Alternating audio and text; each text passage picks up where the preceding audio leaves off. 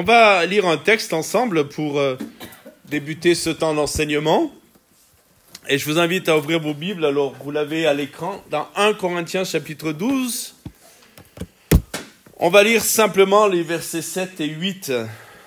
Nous avons vu la dernière fois, après une introduction sur les dons spirituels, nous avons commencé à parler de la parole de sagesse. Donc on les prend dans l'ordre, dans l'ordre où ils nous apparaissent dans l'Écriture. On viendra et on parlera de ces dons de puissance, d'opérer des miracles, de guérison. Mais on veut aussi prendre le temps de parler de chacun d'eux. Donc on lit dans 1 Corinthiens 12, versets 7 à 8, s'il vous plaît. Or, à chacun, la manifestation de l'Esprit est donnée pour l'utilité commune. En effet, à l'un est donné par l'Esprit une parole de sagesse, à un autre une parole de connaissance, selon le même Esprit. Amen. On arrête là la lecture, puisque ce soir, nous allons donc nous entretenir quelques instants sur la parole de connaissance. Je vous rappelle que la parole de connaissance, comme la parole de sagesse, se situe dans ce qu'on appelle les dons de révélation. On peut passer à l'autre diapositive. Les dons de révélation. Donc il y a la parole de connaissance, la parole de sagesse qu'on a vue la dernière fois, et le discernement des esprits. Il y a en tout 9 dons qu'on peut classer en sous-catégories, et la parole de connaissance fait partie donc des dons de révélation. Alors qu'est-ce que la parole de connaissance ? C'est assez mystérieux. On pourrait peut-être se tromper, mais on en parlera tout à l'heure et on dira ce que n'est pas une parole de connaissance. Alors qu'est-ce que la parole de connaissance ? Une définition peut être celle-ci: la parole de connaissance est une partie de la connaissance de Dieu. Je dis bien une partie, car si le Seigneur devait nous donner toute sa connaissance, je crois que même celui qui a le plus grand cerveau au milieu de nous ne le supporterait pas, ça disjoncterait. Et vous savez que Dieu sait absolument tout. On dit qu'il est omniscient. Le fait que Dieu sache tout, c'est un de ses attributs. Il y a beaucoup d'attributs dans la personne de Dieu. Il est omnipotent et il est omniscient. Il sait tout. Il connaît le passé, il connaît le présent et il connaît aussi le futur. Il sait tout. Il connaît nos pensées. Savez-vous qu'on ne peut rien lui cacher et que nos pensées, il les connaît parfaitement? Je suis heureux en tant que pasteur de ne pas être omniscient, parce que des fois, lorsque je prêcherais, si je connaissais les pensées de ceux qui m'écoutent, ça me découragerait ou je ne sais trop. Mais Dieu, lui, connaît nos pensées. Nous n'avons pas besoin de verbaliser, c'est-à-dire de nous exprimer pour que Dieu sache ce que nous pensons. Alors là, je fais une courte parenthèse, mais importante. Satan n'est pas omniscient. Et Satan ne connaît pas nos pensées. C'est pour ça, lorsque nous prions, le Seigneur a dit dans Notre Père, vous connaissez la prière du Notre Père, qui est une prière modèle. Il a dit, quand vous priez, dites. Avez-vous remarqué? Dites. Le Seigneur a dit que la prière devait être formulée à voix haute. Pourquoi? Non pas pour Dieu, parce que Dieu connaît nos pensées, mais pour le diable. Pour qu'il entende ce que nous prions et ce que nous croyons. Et c'est vrai qu'il y a des moments dans notre vie, si vous allez voir le banquier et que vous demandez un prêt, priez dans votre cœur, priez pas à voix haute. Surtout ne priez pas en langue devant le banquier, parce que c'est pas sûr que vous ayez un prêt. Peut-être vous verrez des messieurs en blouse blanche venir vous récupérer. Mais pour que Satan sache ce que nous croyons et ce que nous confessons, il faut prier à voix haute. Donc Satan ne sait pas tout. Dieu connaît nos pensées, il connaît nos actions cachées, ce que nous ne montrons à personne, mais que lui connaît et qu'il voit. Et puis vous savez que Dieu connaît tout ce qui se passe dans l'univers, l'infiniment grand. L'homme explore l'univers et il y a des moyens techniques pour aller très très loin, voir dans l'univers, et tout n'a pas encore été sondé de l'univers, mais Dieu connaît tout et Dieu est parfaitement omniscient. Vous lirez, et vous prenez des notes, si vous voulez prendre des notes, vous lirez le psaume 139, versets 1 à 6 et Hébreux 4, 13, qui nous parle de l'omniscience de Dieu. On va faire l'économie de ces lectures ce soir, mais je vous encourage à le faire à la maison. La parole de connaissance, c'est quand Dieu décide de nous révéler surnaturellement une partie de ce qu'il sait. Le Seigneur est bon et il est capable de nous révéler d'une façon surnaturelle une partie de ce qu'il sait. Ce n'est pas nous qui arrivons à découvrir ces choses par nos propres efforts. C'est vraiment un acte surnaturel, on le verra tout à l'heure, par le Saint-Esprit. C'est pas nous qui avons un raisonnement qui fera que, eh bien, nous aurons une parole de connaissance. C'est quelque chose qui vient du Seigneur et c'est Dieu qui choisit de nous les montrer. On verra pourquoi tout à l'heure le Seigneur le fait. Et quelle est l'utilité de la parole de connaissance, car tous les dons qui sont communiqués au peuple de Dieu de la part du Seigneur ont une utilité. Ce n'est pas de notre propre capacité que nous pouvons exercer une parole de connaissance, mais Dieu nous transmet de façon surnaturelle, je répète, une partie de sa connaissance. Alors, la prochaine réflexion qu'on va avoir maintenant, c'est ce que la parole de connaissance n'est pas. Alors, on va passer à l'autre diapositive. On peut passer à l'autre. Voilà ce que n'est pas la parole de connaissance. La parole de connaissance, ce n'est pas l'intelligence naturelle. Quelqu'un peut être très intelligent sans avoir ce don. Ce n'est pas non plus dû à l'expérience. Même avec 50 années d'expérience ou 50 années de vie chrétienne, on ne peut pas produire ce don. C'est une évidence ce que je suis en train de dire, mais comme c'est un don de Dieu, par le Saint-Esprit, forcément, ça ne peut pas venir de nous. Ce n'est pas de l'étude biblique.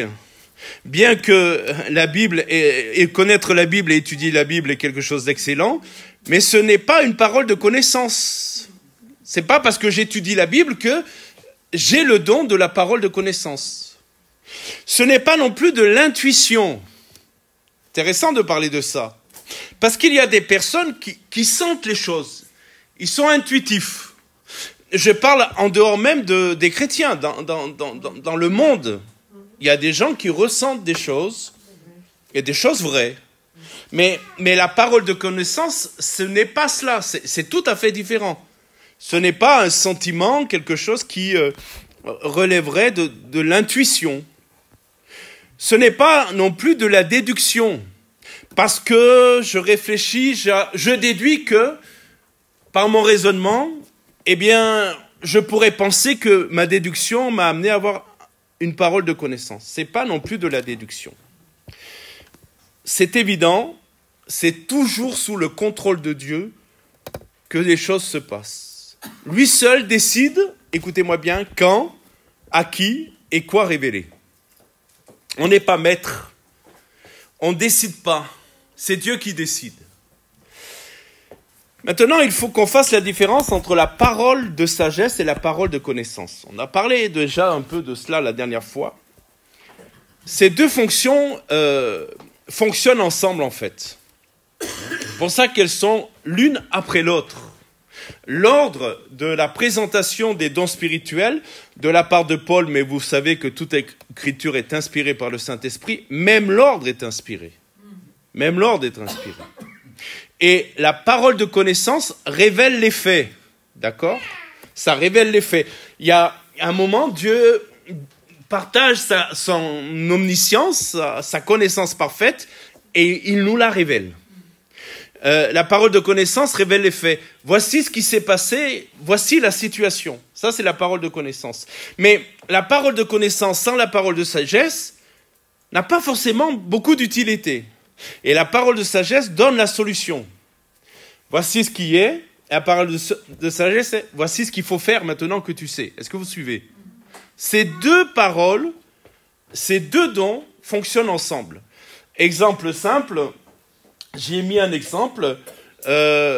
cette personne lutte contre l'alcoolisme depuis 3 ans. Ça peut être une parole de connaissance. Vous discutez avec quelqu'un, vous avez un entretien avec quelqu'un et le Seigneur vous dit, le problème de cette personne, c'est l'alcoolisme et il est capable de vous dire depuis combien d'années. Ça, c'est la parole de connaissance. Mais la parole de sagesse, c'est une parole qui va dire, voilà la solution pour qu'il soit délivré de l'alcoolisme. Comprenez? Donc ces deux dons-là fonctionnent ensemble.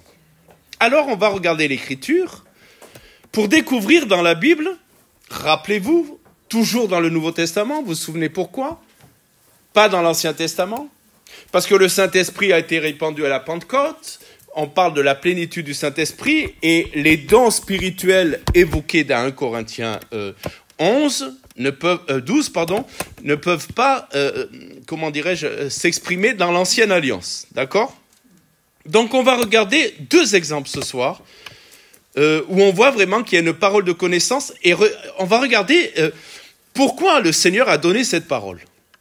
Le Seigneur ne distribue pas des dons pour distribuer des dons. Il y a un but, il y a une intention, il y a une direction de Dieu. Alors, on va lire dans Actes chapitre 5. C'est certainement celui que vous trouvez le plus facilement. Je ne vais pas lire tout, si on va tout lire, Acte 5. En fait, on est dans un temps d'étude biblique, donc on peut lire. Acte 5. Vous savez, c'est cet événement particulier où pendant la réunion, il y a eu des morts. Je ne sais pas ce soir si vous êtes venus pour qu'il y ait des morts. Non, hein? Mais pendant la réunion, il y a eu des morts. Un couple est décédé. Drôle d'affaire, cette affaire-là. Si vous découvrez l'évangile, vous dites, mais c'est quoi ça? Et vous vous souvenez, c'est dans Acte 5, c'est avec Pierre, et vous vous souvenez du couple, comment il s'appelait? Ananias et Saphira.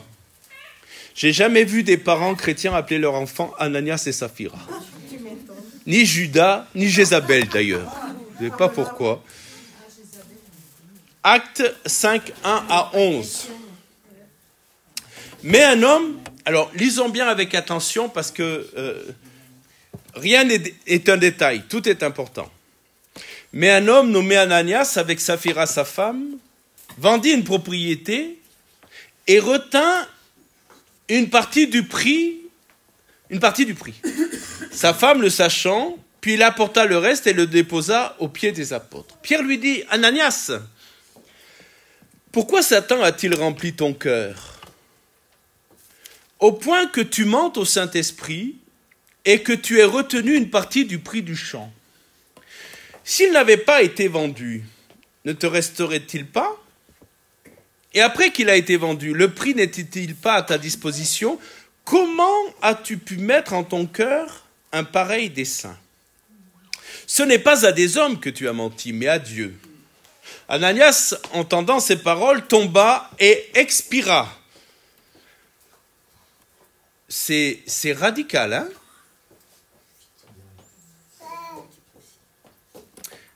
Expira. Une grande crainte, saisit tous les auditeurs. Les jeunes gens s'étant enlevés, l'enveloppèrent, l'emportèrent et l'ensevelirent.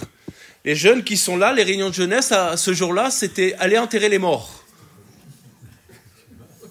C'est particulier, hein, comme réunion de jeunesse. Hein. Vendredi soir, on n'aura pas ce type de réunion, vous inquiétez pas.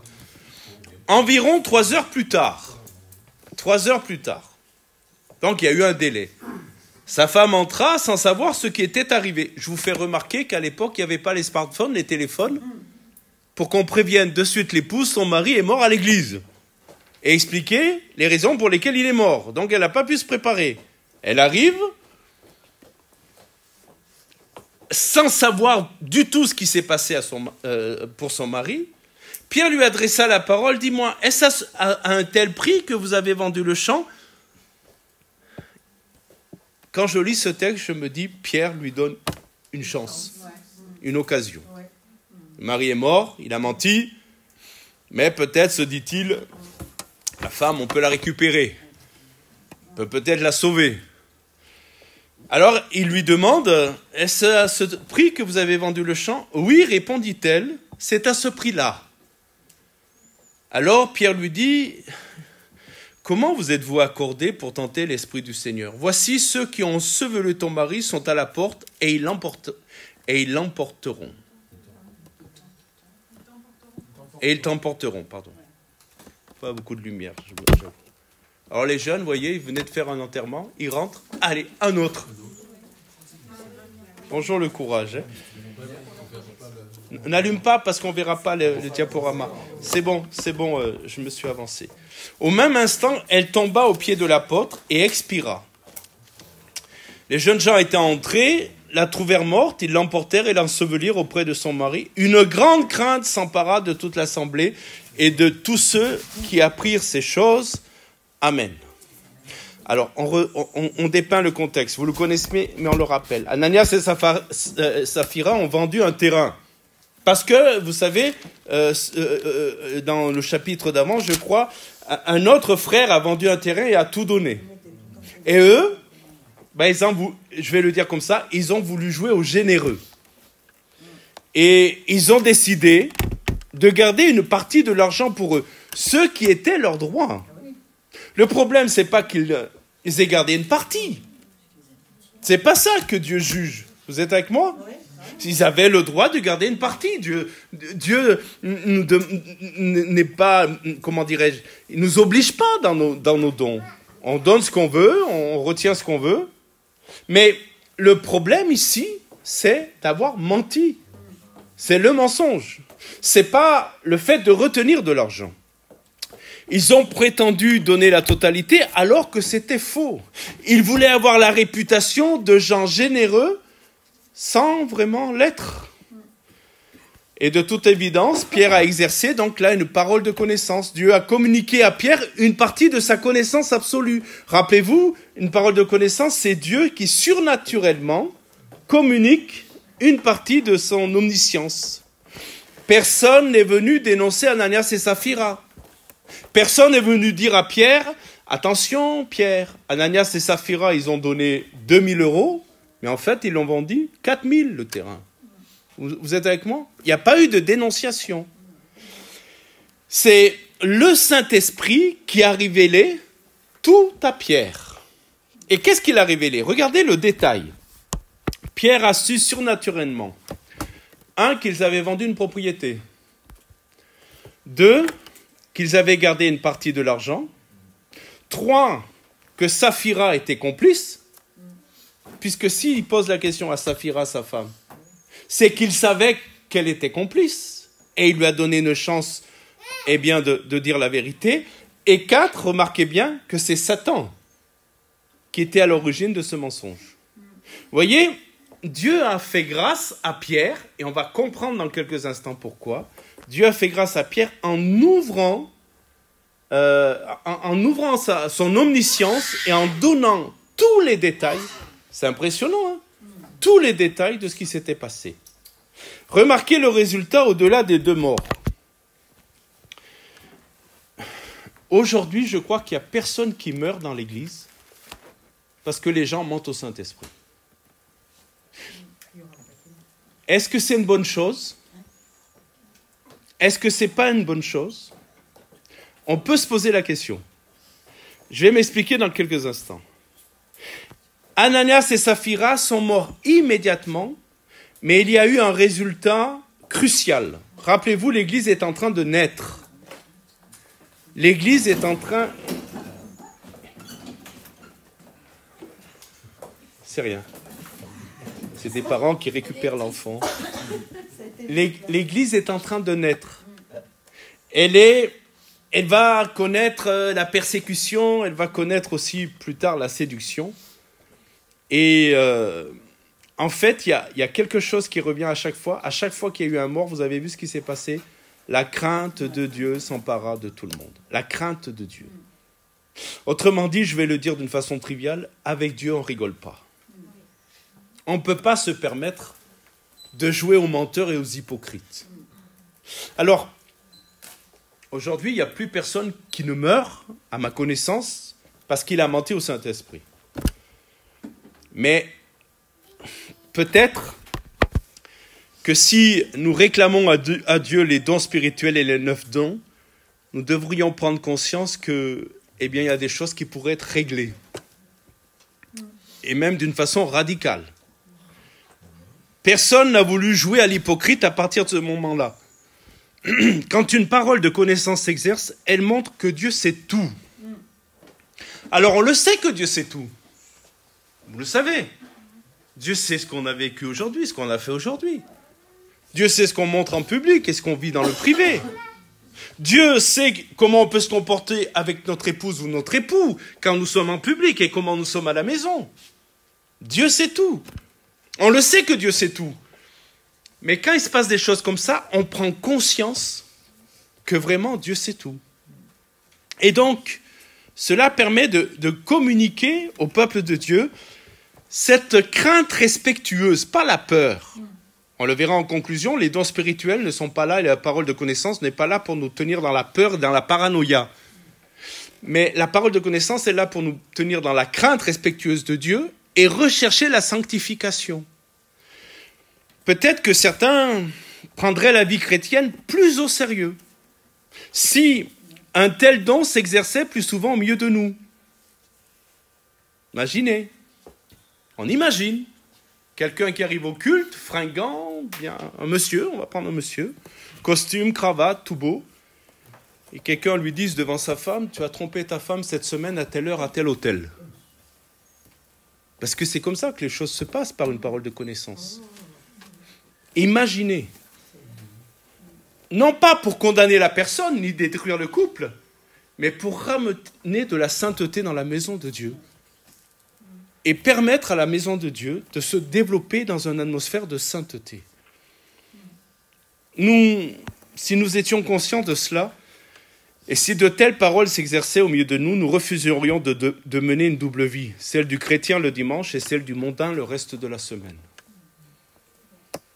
La crainte respectueuse de Dieu s'emparerait de nos cœurs et Dieu serait vraiment honoré au milieu de nous. Et Dieu se manifesterait vraiment au milieu de nous.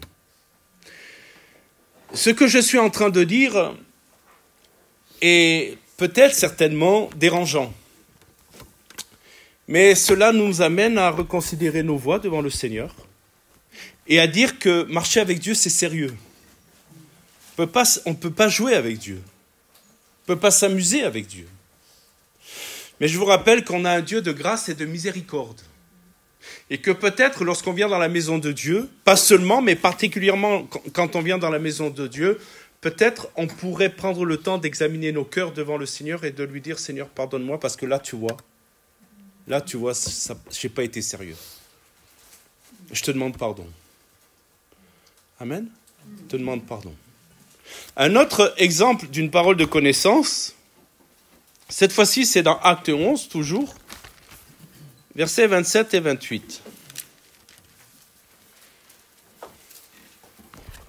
Donc le but là de la parole de connaissance, c'était de permettre à l'Église naissante de connaître ce qu'était la crainte de Dieu. Et ça a permis à l'Église d'être gardée du mensonge, de l'hypocrisie. Il y a un texte de l'Écriture qui nous dit que les païens n'osaient pas se joindre à eux. Parce que quand on allait à l'église, c'était sérieux, quoi. Ça rigolait pas. C'était des gens qui marchaient avec Dieu. Et mes amis, sans qu'il y ait CNews et BFM, mais il s'est vite répandu dans la ville qu'il y a eu 2 morts à La Réunion. Pourquoi sont-ils morts? Parce qu'ils ont menti au Saint-Esprit. Donc on ne pouvait pas jouer. Comprenez? Maintenant, dans Acte 11, versets 27 et 28, une autre parole de connaissance, c'est tout à fait autre chose et il y a un but aussi bien particulier. Acte 11, 27 et 28.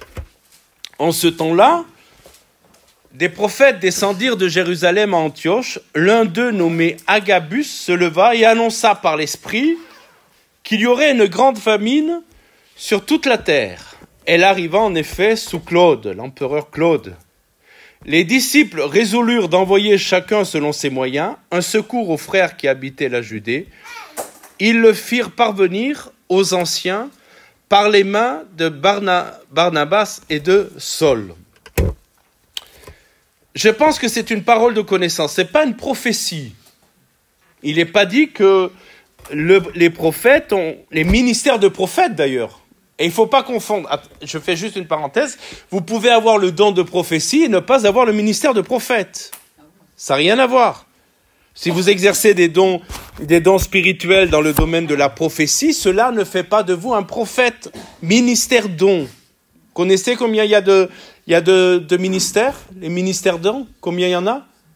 Je vois que François regarde sa main. Il y a peut-être une raison. Il y en a 5. 5 ministères dons. Il y a, on va partir comme ça, il y a le prophète. Prenez ce doigt, c'est celui qui dit, voilà, il y a ça dans ta vie. Il y a ça, c'est le prophète qui révèle les choses. Après, il y a l'évangéliste. Pourquoi le doigt le plus long? Parce que c'est celui qui va chercher les âmes, l'évangéliste. Ensuite, il y a le pasteur. Vous savez pourquoi on met la bague pour le mariage à ce doigt-là? Vous savez pourquoi? La ligne du cœur. Parce qu'il semblerait qu'il y ait une veine qui va jusqu'au cœur à ce doigt-là. Vous savez, celui-là, c'est qui? C'est qui? Quel ministère donc? C'est le docteur, parce qu'il va chercher des trucs que les autres ne trouvent pas. C'est ça? Il va chercher des trucs que les autres ne trouvent pas. Et ça, c'est l'apôtre, parce que le ministère d'apôtre, en plus d'implanter des églises, c'est qu'il est capable de faire un peu tout.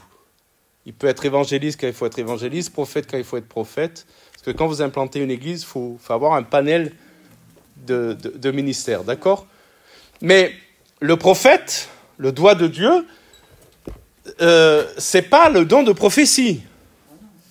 Si vous exercez, mais oui, mais j'ai entendu des fois des gens dire oui, j'exerce le don de prophétie, je suis prophète. Tu n'es pas prophète.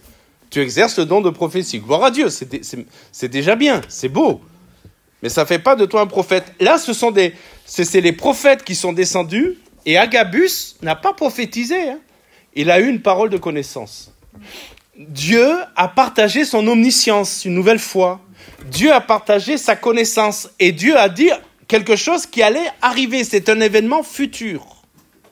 D'accord? Agabus a reçu une révélation sur un événement futur. Il a parlé d'une famine mondiale. En tout cas, dans le texte original, la terre connue de l'époque. Quand on dit mondiale, c'est pas comme nous, on le sait aujourd'hui. Mais c'est la terre connue de l'époque. Souvent, l'Empire romain qui était assez vaste quand même. Hein. Et l'historien Luc confirme que cela s'est réellement produit pendant le règne de l'empereur Claude. Alors j'ai fait des recherches et en effet, l'histoire profane, comprenez le mot profane, ça veut dire l'histoire non chrétienne, dit que en 45, je ne sais plus quelle année, plusieurs historiens recoupent cet événement d'une famine quasi mondiale. Et ça s'est vraiment produit. Alors, pourquoi le Seigneur a donné ce don de parole de connaissance? Pourquoi? Parce qu'il y avait des chrétiens, regardez, qui avaient besoin d'avoir de l'aide. Il est dit que les disciples, verset 29, résolurent d'envoyer chacun selon ses moyens,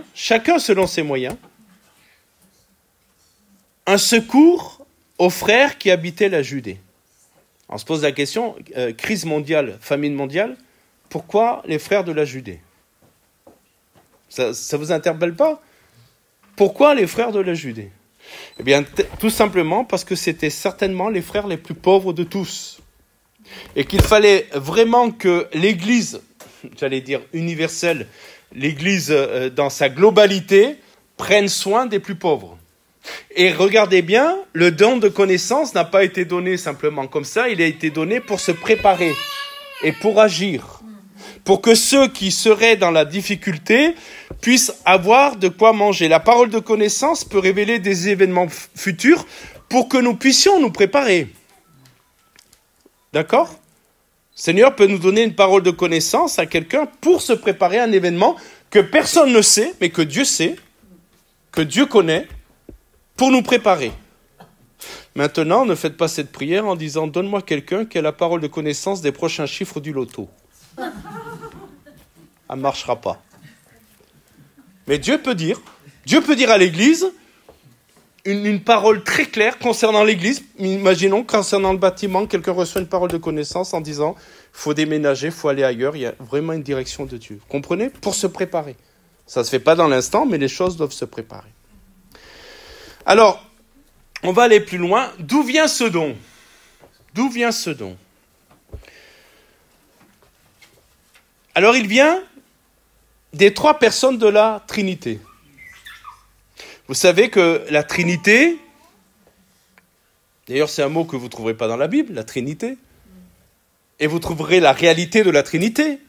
Vous vous souvenez, je vous en ai déjà parlé, je vais voir si vous avez retenu la leçon, à quel passage on peut prendre pour prouver que Dieu est présent en 3 personnes.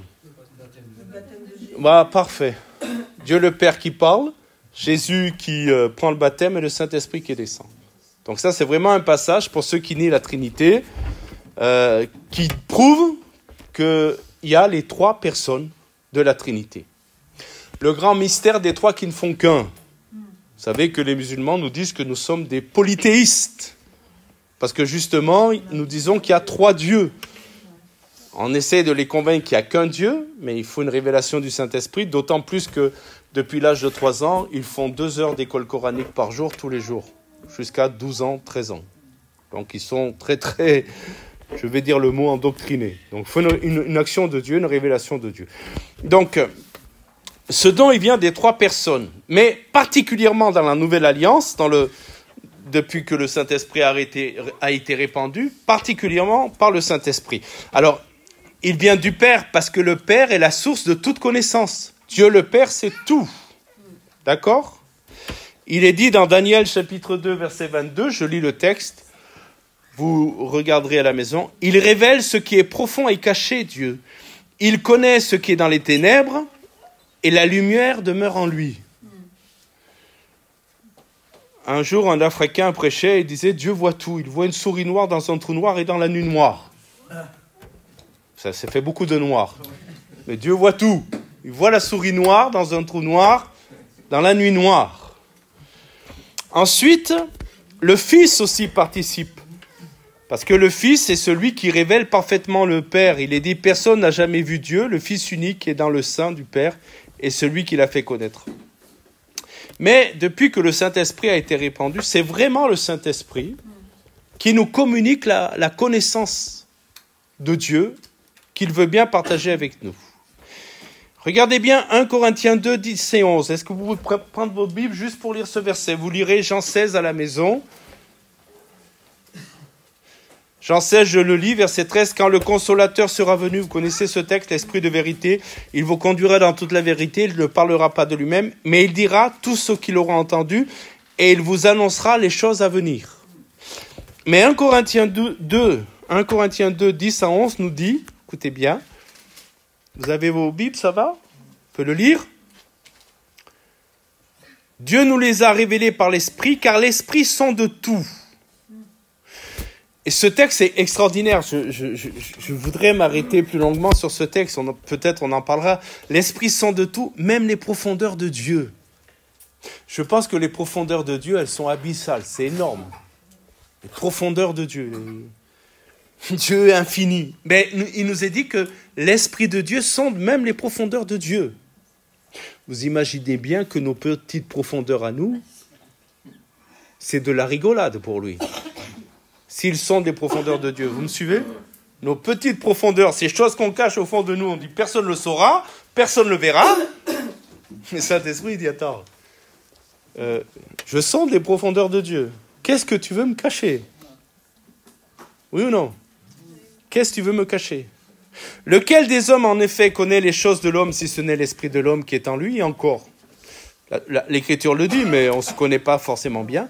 De même, personne ne connaît les choses de Dieu, si ce n'est l'Esprit de Dieu. Donc, l'agent ou la personne de la Trinité que Dieu utilise aujourd'hui pour nous communiquer ce qu'il veut nous communiquer, c'est le Saint-Esprit. Le Saint-Esprit. On verra tout à l'heure comment ça se passe concrètement, pratiquement. Parce que là, on est dans le vague, on est dans la théorie. Mais on verra comment les choses peuvent se présenter concrètement. Alors, à quoi sert la parole de connaissance? Je vous le disais tout à l'heure, Peut-être on va se dire le don de guérison, c'est important, le don d'opérer des miracles, c'est important, tous les dons sont importants, et on se dit la parole de connaissance, est-ce que c'est vraiment important? Par rapport à ce que je viens de partager il y a quelques instants avec Ananias et Saphira, on peut comprendre l'importance de la parole de connaissance. Alors, comme tous les dons spirituels, la parole de connaissance a pour but, premièrement, de glorifier Dieu. C'est important, ça, de commencer par ça. Ce don montre que Dieu est vivant, il est présent, actif. Il ne glorifie jamais la personne qui le reçoit, mais toujours Dieu qui le donne. Pour tous les dons, c'est comme ça. Il y a des gens, vous n'en faites pas partie, j'en suis convaincu, le jour où ils ont un don spirituel, ils gonflent comme des baudruches. Ils oublient que c'est un don, que c'est une grâce. Et si nous exerçons un don spirituel, jamais toiser les autres de notre supériorité en disant, tu vois, moi j'exerce les dons. Toi, t'en es où? C'est une grâce. Merci Seigneur de bien vouloir m'utiliser. Et on le dit ensemble, je reste à ma place. Dieu est Dieu. La deuxième raison pour laquelle ce don est important comme les autres dons, pour bâtir l'Église. Dieu bâtit son Église avec des hommes, avec des ministères, avec des hommes, avec des pierres, plaçant chacun où il veut les placer, c'est lui qui décide. Certains sont pasteurs, apôtres, docteurs, prophètes, évangélistes. C'est un appel de Dieu et ça fait partie de la souveraineté de Dieu, mais les ministères dons ne travaillent pas seuls. Et d'ailleurs, un jour, on fera une étude, on verra que les ministères dons ont été donnés pour que l'Église se mette au travail. Il faut qu'on sorte de cette pensée héritée du catholicisme où on pense qu'il y a, je vais employer des mots catholiques, le magistère. Le magistère, c'est quoi? Certains ont reçu le ministère. Le curé, l'évêque, c'est le magistère. On appelle ça le magistère dans la théologie catholique. Et les autres ne sont pas appelés à servir. Dans la pensée de Dieu, les ministères dons ont été donnés pour que l'Église serve, en fait. Est-ce que vous me suivez? Dans la pensée de Dieu, ce n'est pas les ministères qui travaillent et l'Église, les chrétiens qui regardent. Ce n'est pas ça que dit l'Écriture. C'est donner des ministères pour que l'Église serve le Seigneur. Est-ce que vous me suivez là? Est-ce que vous comprenez? On sort un peu du sujet, mais c'est important. Donc, les ministères sont donnés pour bâtir l'Église, mais le Seigneur aussi bâtit son Église au travers des dons qu'il a communiqués. Je ne parle pas des talents, parce que Dieu donne aussi des talents, qui ne sont pas des dons. Ceux qui jouent d'un instrument, bien sûr, ils ont appris, ils ont sué, le solfège et compagnie, mais Dieu leur a donné un talent. Moi, je peux suer tout ce que vous voulez, mais je n'ai pas ce talent-là. Des fois, on dit, tiens, tu ne veux pas tenir le piano? Quelqu'un qui joue, un jour, j'ai entendu quelqu'un, tu tiens le piano, ça veut dire tu joues. Ben oui, je peux le tenir, mais je peux que le tenir. Je ne peux pas jouer, je ne sais pas jouer, je n'ai pas ce talent-là, et j'ai travaillé. Mon épouse, un jour, est venue me voir, je prenais la guitare, je faisais 4 accords, j'étais content, c'était toujours la même chose. Et un jour, avec beaucoup d'amour, elle me dit, je crois que tu n'as pas ce talent. Je crois qu'elle en avait assez des 4 accords.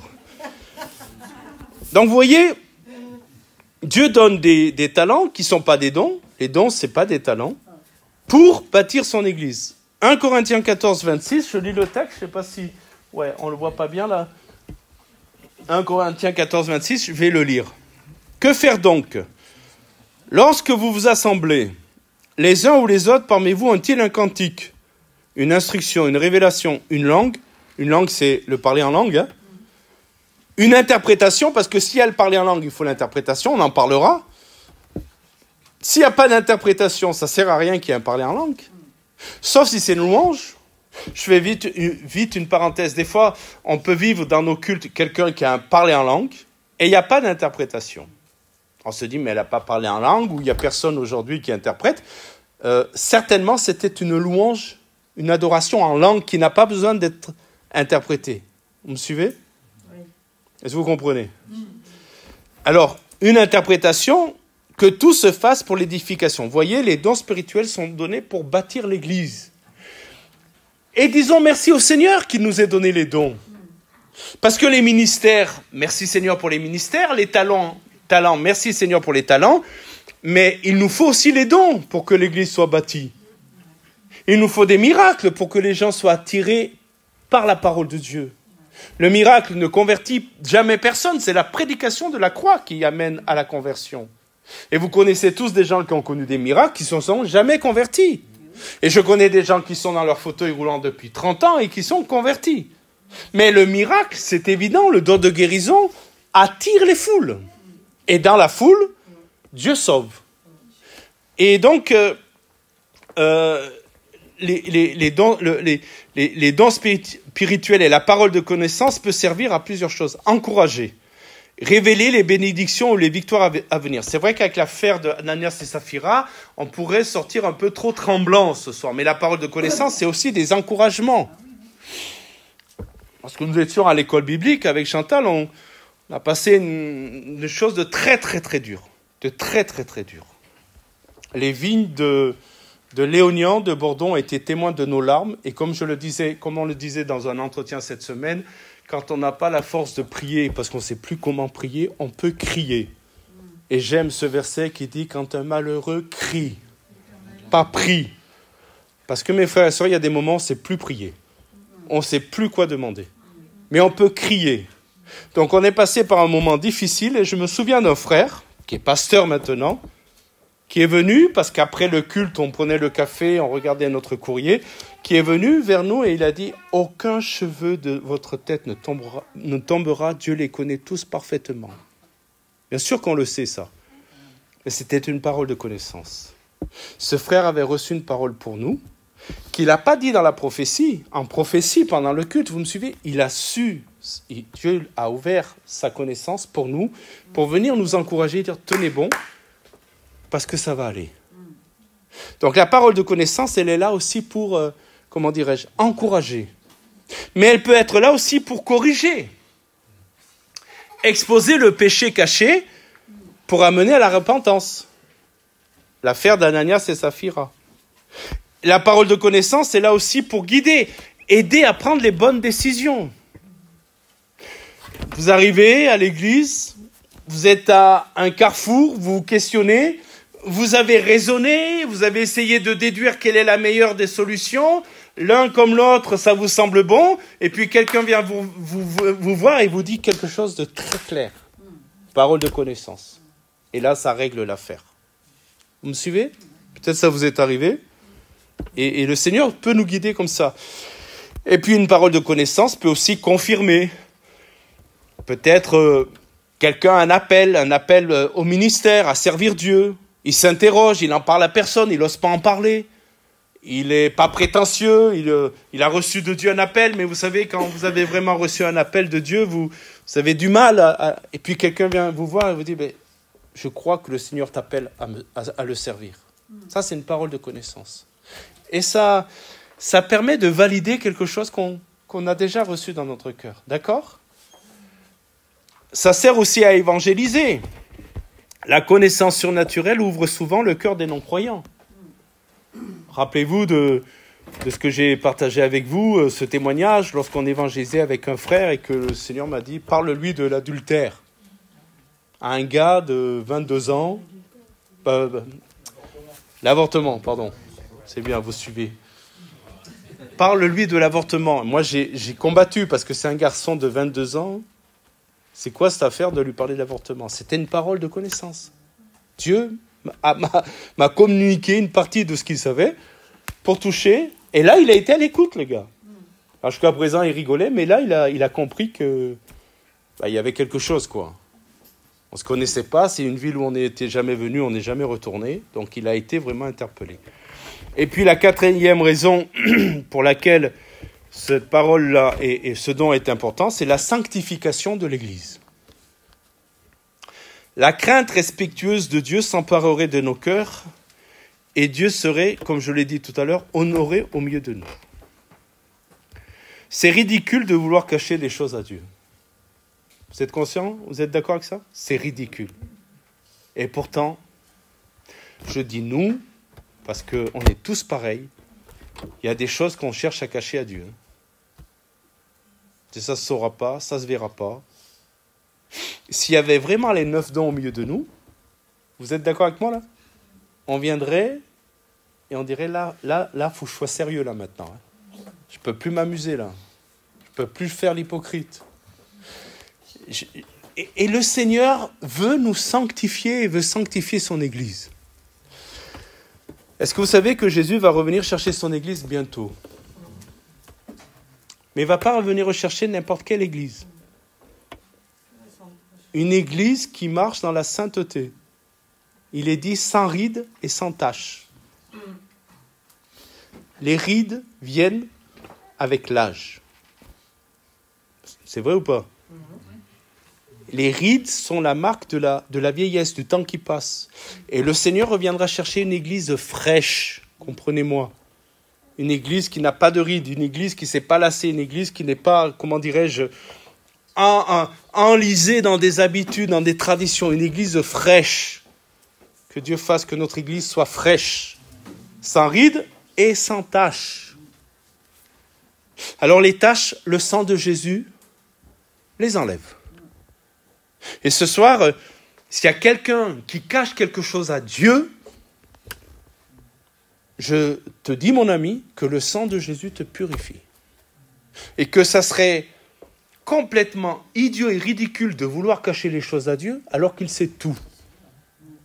Et si on cache des choses à Dieu, si on a des combats, si on a des attitudes, si on fait des choses qui ne plaisent pas à Dieu, n'attends pas la parole de connaissance pour régler cette affaire-là. Règle-la avec le Seigneur, tranquillement avec lui, sans aller chercher un confesseur, mais dans ta chambre, seul avec Dieu, ce soir, tu dis, Seigneur, ça je te le confesse, je te demande pardon, et je crois que ton sang me purifie, et je te demande l'aide du Saint-Esprit pour ne pas retomber dans ces affaires-là. Amen. Parce que le Seigneur veut nous pardonner. Amen. J'aime ce verset qui dit qu'il est lent à la colère et riche en bonté. Vivre dans la sainteté au quotidien. Quand nous savons que Dieu voit tout et sait tout, eh bien ça nous amène à vivre à la sainteté. J'aime beaucoup ce psaume 139, verset 23. Vous connaissez certainement. « Sonde-moi, ô Dieu, et connais mon cœur. Éprouve-moi et connais mes pensées. » Regardez bien. « Regarde si je suis sur une mauvaise voie et conduis-moi sur la voie de l'éternité. » Le psalmiste ne dit pas simplement « Dis-moi si je suis sur une mauvaise voie. » Il dit « Mais si je suis sur une mauvaise voie, conduis-moi sur la voie de l'éternité. » Amen.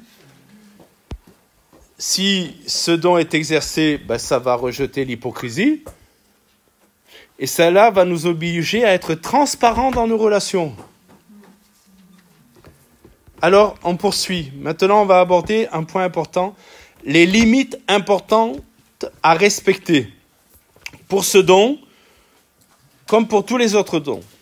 Écoutez bien les limites importantes à respecter. D'abord, la Bible reste l'autorité finale.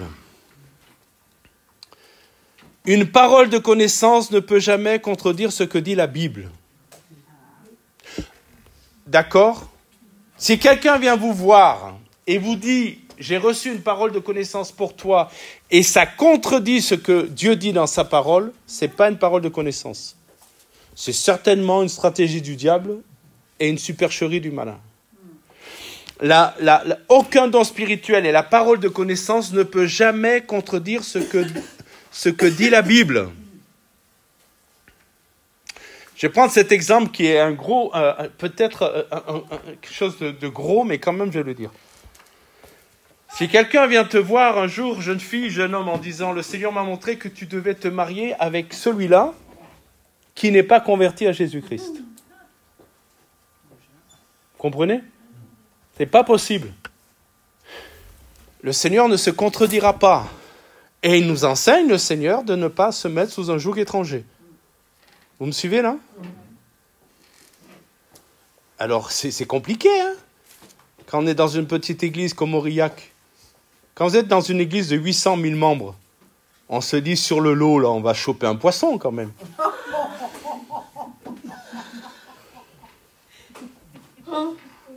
On va en choper un. on va en choper une.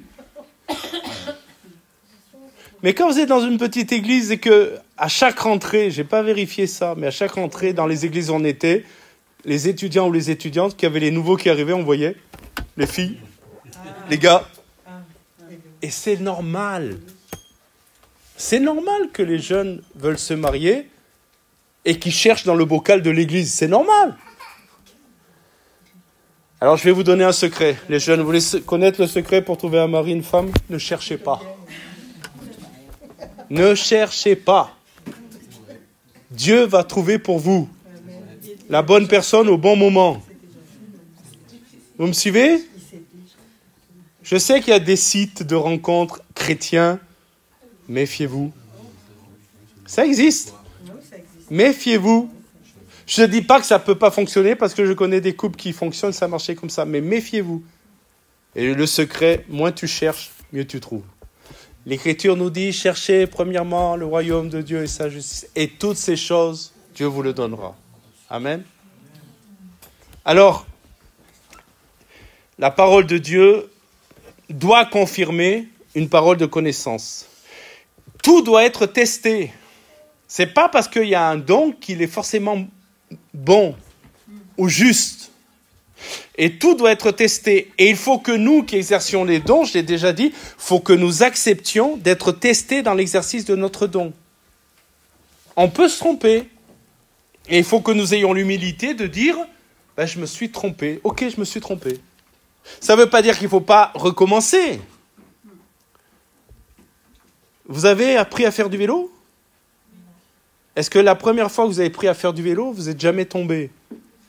Vous êtes tombé. Et quand on exerce les dons spirituels, on peut tomber, dans le sens où on peut se planter, on peut se tromper. Mais c'est pas grave, on remonte un vélo et puis un jour on ne se trompe plus. Mais il faut accepter d'être corrigé si on se trompe. Toute révélation doit être vérifiée. Est-elle conforme à l'enseignement de la parole de Dieu? Est-ce que la Bible dit cela? Produit-elle de bons fruits spirituels? Parce qu'un don qui vient de Dieu, vous êtes d'accord avec moi, de Dieu va produire de bons fruits. Ça ne va pas anéantir les gens. Vous les reconnaîtrez à leurs fruits, dit Matthieu 7,16, cueillant des raisins sur des épines ou des figues sur les chardons. Et puis, une autre chose, le Saint-Esprit dans notre cœur confirme que c'est bon. Alors, si vous n'avez pas vécu ces choses, si vous n'êtes pas baptisé du Saint-Esprit, et si vous ne savez pas ce qu'est la vie de l'Esprit, c'est dur à expliquer, c'est d'ailleurs inexplicable. Le Saint-Esprit qui est en nous, nous dit, on a une sensation, le sentiment, c'est juste, c'est juste.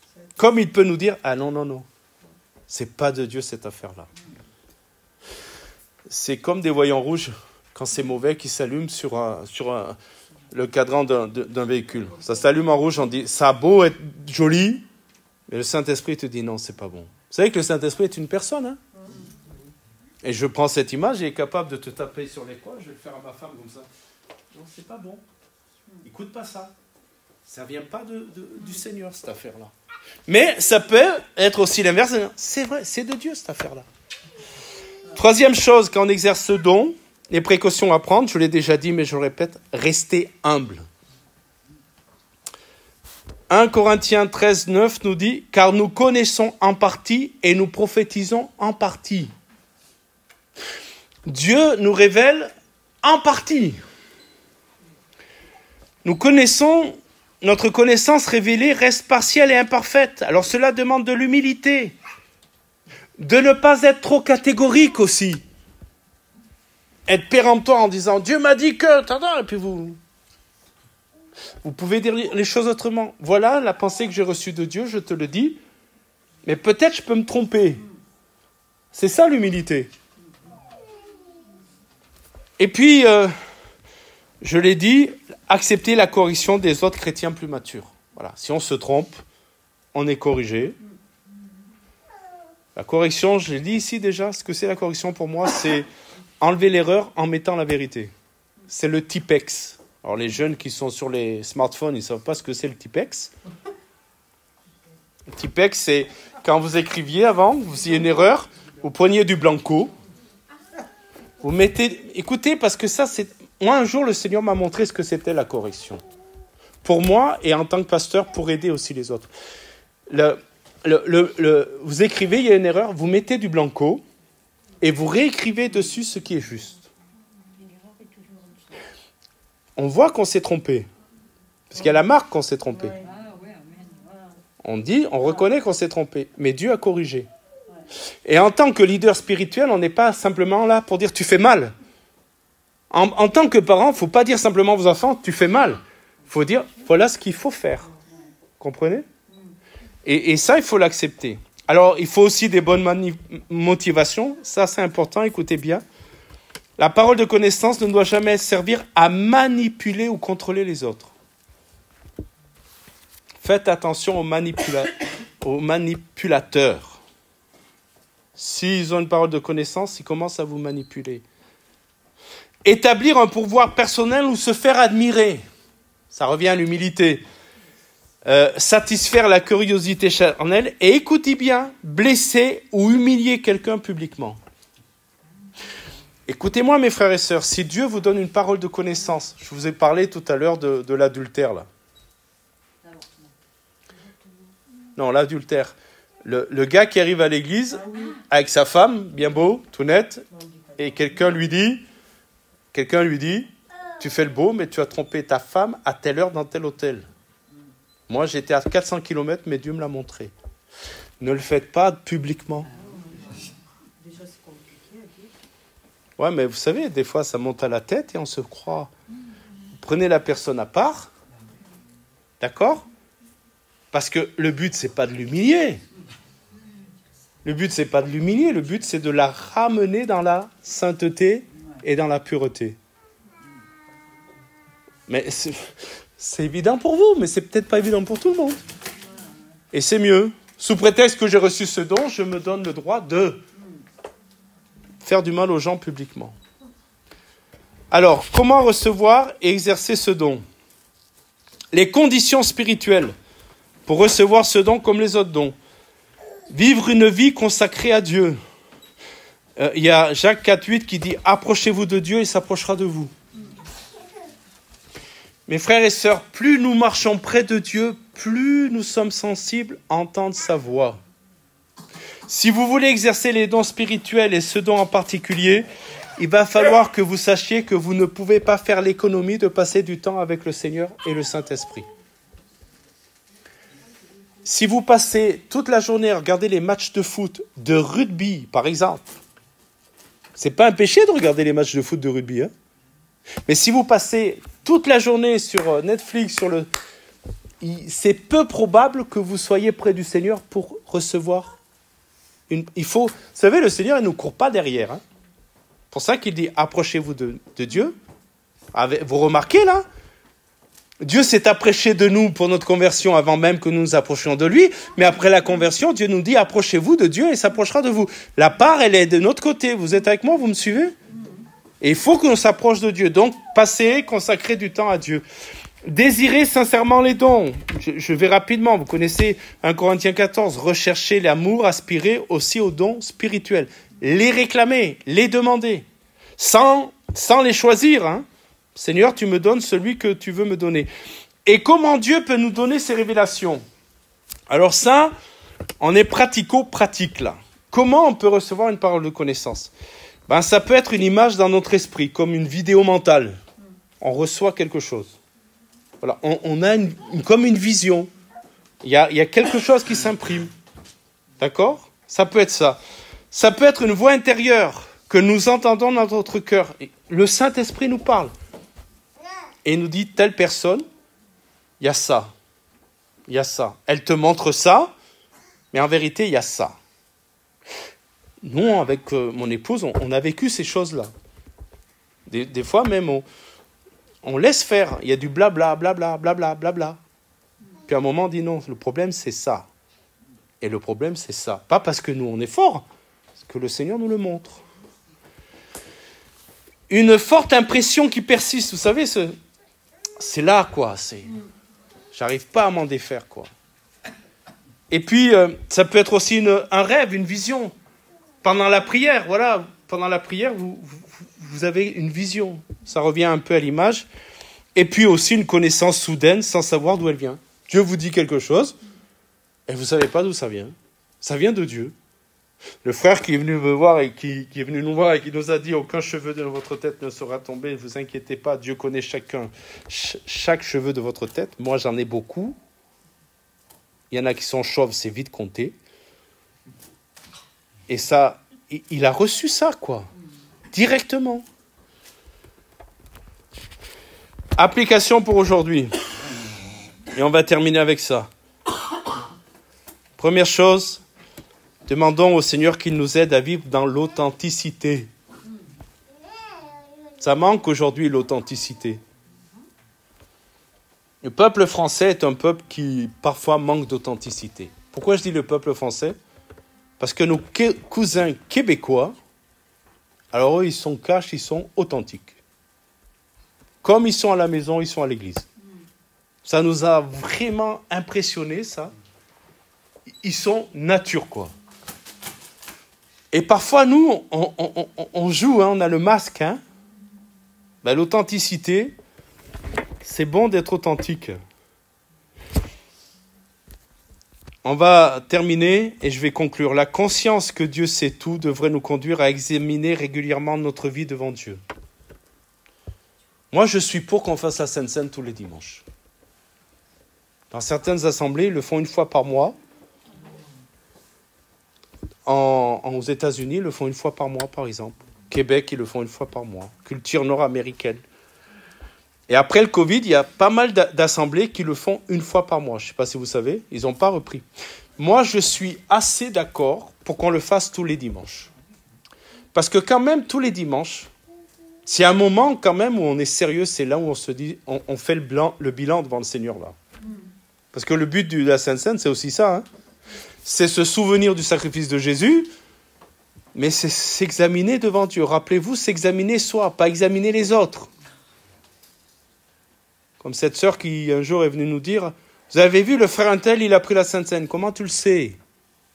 J'ai regardé. C'est pas au frère que tu regardes, c'est à toi que tu regardes. D'ailleurs, tu aurais mieux fait de regarder à toi parce que là, tu as porté un jugement. Donc, examiner régulièrement notre vie, confesser nos péchés. Si on a péché, on les confesse. Et 1 Jean 1,9 nous dit que nous avons auprès du Père un avocat qui est fidèle et juste pour nous pardonner si nous confessons nos péchés. Abandonner les zones d'ombre dans nos vies. C'est quoi les zones d'ombre ? C'est ce qu'on cache. Aller dans sa lumière. Voilà. Marchons dans la lumière et rechercher l'intégrité. Alors je conclus, écoutez-moi bien, ne vivons pas dans la peur, malgré tout ce que j'ai partagé là. Ne vivons pas dans la peur, mais dans la révérence, dans la crainte respectueuse de Dieu. Amen. Avant d'être au Seigneur, on avait peur du diable. Et on avait peur de Dieu aussi. Moi, j'avais peur de Dieu. Maintenant, je n'ai pas peur de Dieu, mais je le crains. Dieu, c'est pas mon pote. Hein. Moi, j'ai entendu un jour à une réunion de jeunesse, un prédicateur dire aux jeunes, Dieu, c'est votre pote. Non, Dieu, c'est pas mon pote. Dieu, c'est Dieu. C'est mon ami, mais c'est pas mon pote. L'objectif n'est pas de vivre dans la terreur, que Dieu nous piège. L'objectif est de développer un respect profond pour Dieu, sachant qu'il voit tout et qu'il nous aime profondément. Amen. Il y a des papas, il y a des mamans ici. Ta petite, là, elle ne fait jamais de bêtises. Hein. Elle est parfaite. Elle tient des grands-parents et pas du père. 10 € chacun. Bon, peut-être qu'à cet âge-là, elle ne fait pas trop de bêtises, mais plus grand, vos enfants, là, ils font des bêtises, hein ? Est-ce que parce qu'ils font des bêtises, vous les aimez plus ? Non ? Il y a la correction qui est nécessaire, il faut discipliner l'enfant. Si vous ne voulez pas qu'à 12 ans, il vous pende au porte-manteau et il fasse la loi à la maison, parce que ça existe, j'ai vu ça chez des chrétiens, dont le papa était docteur et le gamin de 12 ans faisait la loi à la maison. Parce qu'à un moment donné, on n'a pas discipliné. Mais c'est pas parce qu'on discipline ou qu'on corrige dans le bon sens du terme, c'est pas frapper et corriger, hein, qu'on n'aime pas. C'est même le contraire, c'est une preuve d'amour. Vous êtes avec moi là? C'est une preuve d'amour. Votre enfant, il a envie de boire un verre de je sais pas moi, de cyanure. Il est libre, ben mon fils, fais-le. Non, tu vas lui dire, non, tu prends pas du cyanure. Tu vas prendre un jus d'orange, c'est mieux. Ouais, mais moi j'aime bien la couleur du cyanure. Non, tu prends pas. Et vous voyez ce que je suis en train de dire? Écoutez-moi bien. La parole de connaissance n'est pas là pour nous condamner, mais pour nous protéger du péché. Parce qu'on est des mulets et des ânes sauvages. Mais c'est la vérité, mes frères et sœurs. Il faut qu'on soit conscient qu'on est des ânes sauvages. Et que si on n'est pas protégé du péché, on y va à fond. Oui ou non? Je vois que mes sœurs sont en reste. Il y a des ânesses sauvages aussi. La parole de connaissance, elle est là aussi pour... La parole de connaissance, elle est là aussi pour nous restaurer quand nous tombons. Elle est là pour nous guider dans nos décisions. Elle est là pour nous encourager aussi dans les épreuves. Mes frères et sœurs, on va terminer. Peut-être que ce n'est pas un don spectaculaire comme le don de guérison, le don d'opérer des miracles, parce que ça, c'est spectaculaire. Mais c'est un outil de sanctification et de construction de l'Église. Et mes frères et sœurs, on en a besoin dans notre Église. Ça peut être quelque part effrayant, mais on ne devrait pas. Je vais vous dire quelque chose. Je vais le dire comme ça. Moi, je n'ai pas peur de la police. Si c'est limité à 90 et que je roule à 90, je n'ai pas à avoir peur de la police. Mais si je roule à 120, c'est normal que j'ai peur de la police. Vous me suivez là? Donc on n'a pas à avoir peur de la parole de connaissance si on marche avec le Seigneur. Oui ou non? Comment? Oui, mais on ne parle pas de l'Afrique. De la conduite en Afrique. Il n'y a pas très longtemps de ça, en revenant de la Roquebrou, je roulais, normalement, peut-être un peu vite, et j'ai vu les gendarmes arriver comme des... derrière moi, comme ça. Et il y en a un qui m'a dépassé. J'ai dit, c'est bon. Et je regardais, hein, j'étais bien. Hein. Mais j'ai dit, c'est bon. C'était pas pour moi, c'était pour celui qui était devant, bien plus loin devant. Mais quand même, j'ai eu des frissons. Mais quand même, hein. Et peut-être que s'il y avait ce don dans l'Église, mais vraiment, réellement, hein, dans ce que je viens de dire, pas publiquement, mais peut-être que des fois, on aurait des petits frissons. Mais des bons frissons. Parce que je vous assure, après, quand ils ont arrêté la voiture, j'avais les yeux sur le compteur et je dis, je ne dépasse pas. Mais vous comprenez l'image? Tu as des frissons, du coup, les frissons, ils te calment. Peut-être qu'il faudrait plus de frissons parfois au milieu de nous. Pour nous dire, oh, l'âne sauvage que tu es là, va falloir te calmer. Amen. Nulle créature, je termine par un verset, à Hébreux 4, 13. Nulle créature n'est cachée devant Dieu, mais tout est à nu et à découvert aux yeux de celui à qui nous devons rendre compte. Vous méditerez. Tout est à nu, à qui nous devons rendre compte. Un jour, on aura des comptes à rendre. Alors c'est vrai que peut-être ça secoue un peu, cet enseignement, mais on ne pouvait pas faire l'impasse et ne pas dire ce qu'il était. D'accord? J'espère ne pas vous avoir froissé, découragé en disant dimanche je ne viens pas, ou alors je vais dans la forêt et je vais me repentir 10 000 fois avant de venir à l'église.